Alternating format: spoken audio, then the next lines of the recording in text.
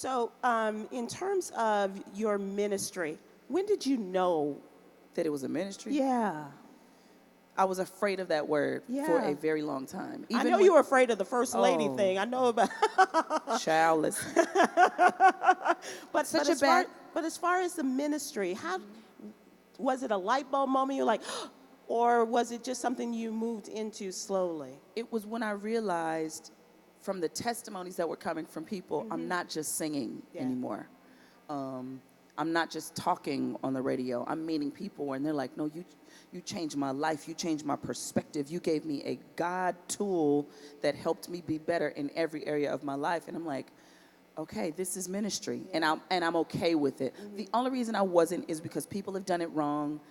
The weight and responsibility. So I don't think it's that people don't like ministry, because we all want to share and build Sure. people. People are afraid of what comes along with it. But I say, if God has called me to it, He's equipped me for it. He's Yes. prepared me. I have what I need. And then we have to learn to speak life over the things that we're doing. Because a lot of times you want to do something great and you think it's great, but you're so busy identifying everything that's wrong, you can't even enjoy the rightness. I just made that word up. You can't even enjoy the rightness of it because you're going, oh, what if the people don't? And what if somebody says? What if none of that happens? Yeah. We're getting nervous and anxious over things that have never happened and sometimes never even do.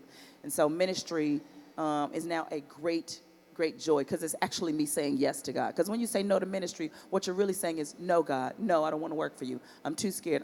Lord, I won't work for you because they're going to do something. Wow. Lord, I'll say no to you because what people will think. Come and so on. I'm like, I dare not say no to the creator Yes. who planted something, who I can hear it on a regular, you should do, or the inspiration keeps coming.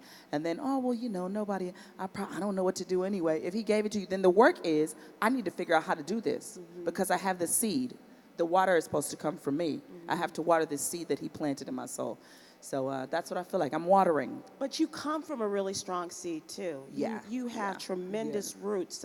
Just based upon what I've read about you and seeing it on your shows, you come from a really tremendous base of belief and inspiration as well as action, don't you? Yeah.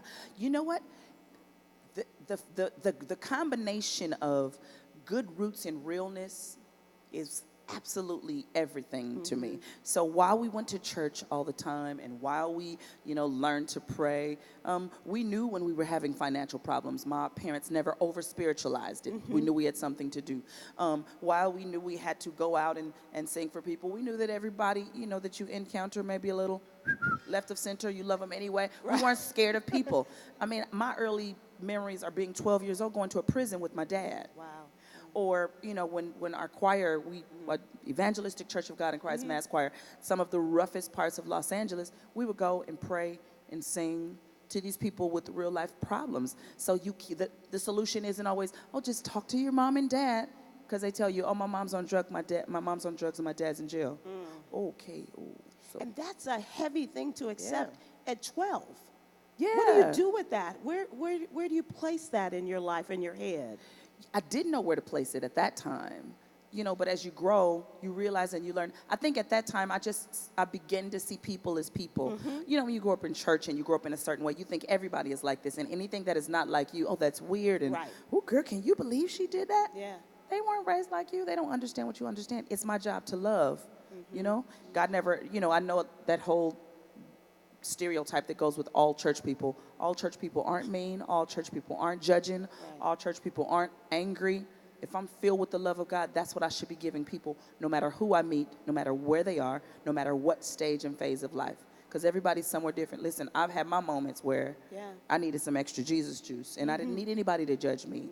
Not on that particular space in my life, I needed somebody to love me. And so I want to be that same thing for somebody else. I just want to have the knowledge and wisdom to give them, you know.